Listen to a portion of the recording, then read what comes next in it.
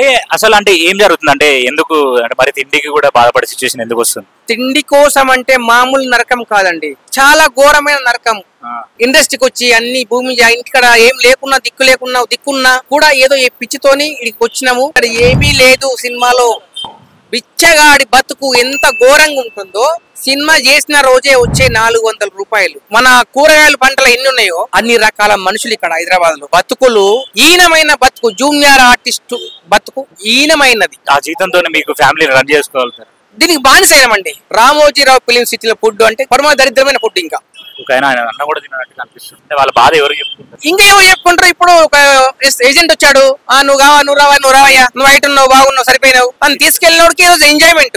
ఎంతకాలం dance master గానే ఉండాలన్నా కూడా ఇబ్బంది.